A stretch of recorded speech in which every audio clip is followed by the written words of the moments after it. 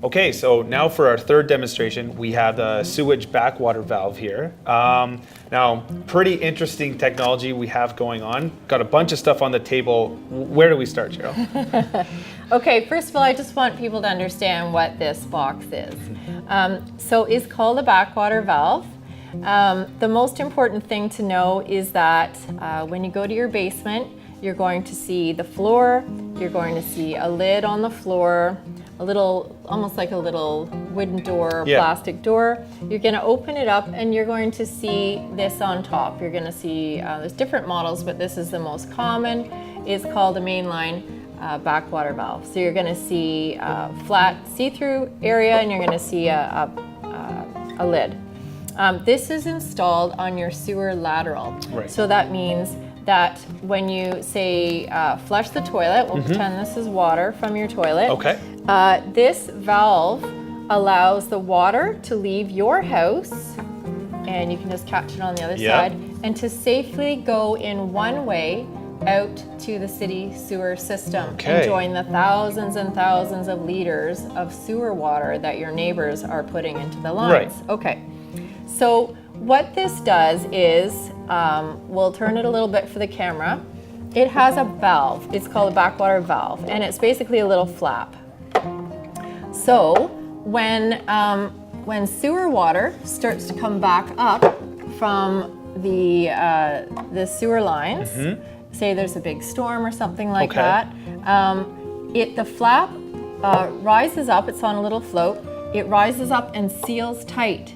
Okay. So it closes and it does not let the water come into your house. From the municipal sewage From the municipal lines, yes. Okay. So that's good. But so you hold that there for a minute. No problem. Okay, so we're in a big storm situation. There's sewer water coming up. We're protected in our house because the flap is closed. Now, what happens if I flush the toilet when this flap is closed? Oh, so you're saying this could be almost like a self-inflicted sewage backup on yourself. Yes. Okay. So what happens?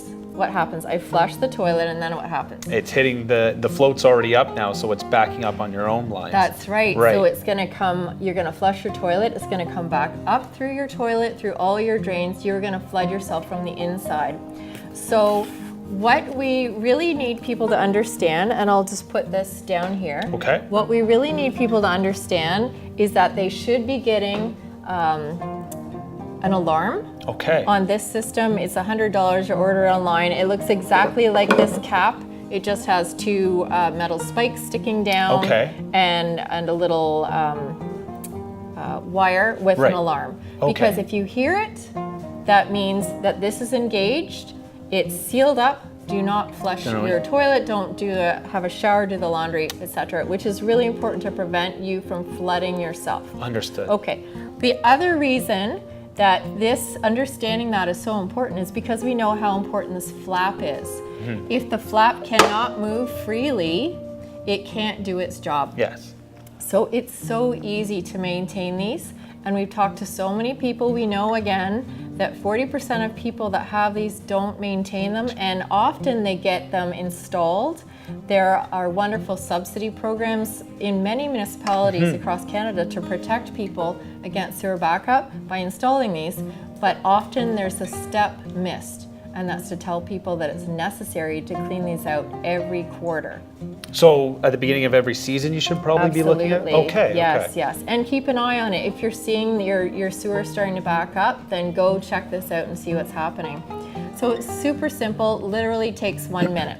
Okay, so you're always gonna wear gloves because this is sewage. It's kind of like cleaning the toilet. You're gonna wanna wear gloves. Of course. The first thing to look at is on here, this is the lid. It has a little O-ring.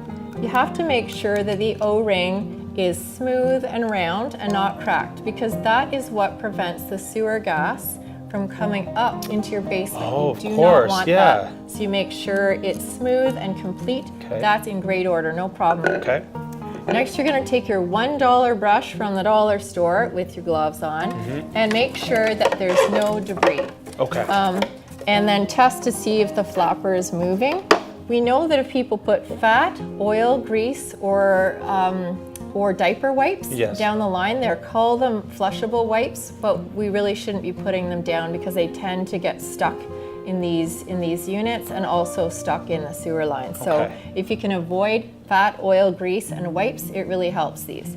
So you make sure it's moving. You dump a bucket of hot water Okay. down the line and make sure that it's draining quickly. That means that your sewer line is at a good angle. Right. Then if it all looks good, just close it back up. And it's really easy to have, say like a list, a maintenance list, just put it on your fridge. Right. And just check it off when you've done these things, spring, summer, winter, fall. Or if you want to make it even simpler, only do it during the spring and the fall, kind of like when you're testing your carbon monoxide Right. detector or your smoke detector. Just get in the habit of these things and you go a long way to protecting your home. So 1 minute and you just protected yourself. Yeah, that was pretty simple. It's not many steps to remember, and pretty much you're protecting your home from thousands of dollars of damage. Absolutely. This is the most costly risk, is sewer backup in Canada. Well, thank you very much. This third demonstration was fantastic. Are we going to be talking about the flood alarms themselves as well? Yeah, we're just going to do one more demo. It's a bonus tip. It's just going to give people a heads up of when there is a problem so they can get to it before it gets even worse. Perfect.